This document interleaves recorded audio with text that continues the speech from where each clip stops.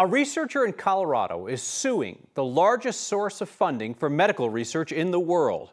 If you're thinking that sounds like burning a bridge, trust me, friend, that bridge got torched already. It is a smoking heap. But now this researcher wants the National Institute of Health to make good on its funding pledges, despite President Trump's promises to cut medical research. Our Jaleesa Arizari has the story. At CU Colorado Springs, flyers for a canceled clinical trial pile on a desk a research assistant will no longer use. A harsh reality researcher Dr. Heather Littleton struggles with. There was a small part of me that thought it was coming, but a larger part that was hoping that we would be spared, but just devastation. 2 months ago today, on campus, Littleton got word that her NIH grant would be canceled effective immediately. She was halfway through a 3-year clinical trial for LGBTQ teens and their parents that focused on dating violence and alcohol use prevention. But Littleton didn't take that news lightly. Absolutely not. She and 15 other researchers across the country are suing NIH to get their grants back.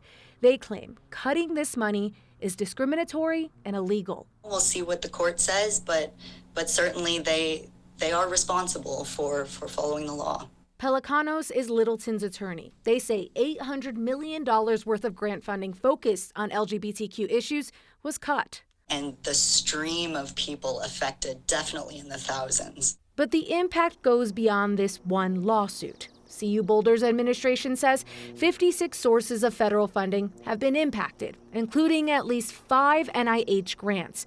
In 2024, 67% of the campus's research funding came from the feds. Back in the Springs, the impact of a clinical trial is not lost on Littleton. In fact, one of our teens who just finished the program said that they left their abusive dating relationship as a result of being in our program. Positive results that yield mixed emotions. Just really proud of my facilitators, but also just really sad that this program can't continue unless something happens. Dr. Littleton says she tried scraping together some funds to try and get those enrolled in the study what they were promised. She says there are no existing evidence-based violence prevention programs for LGBTQ teens. So without this study, those programs won't develop or exist.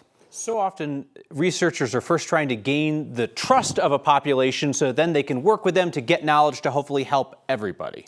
Yeah, Dr. Littleton says this is a massive setback in that sense. They worked really hard to get these 6 families into this clinical study. It was hard.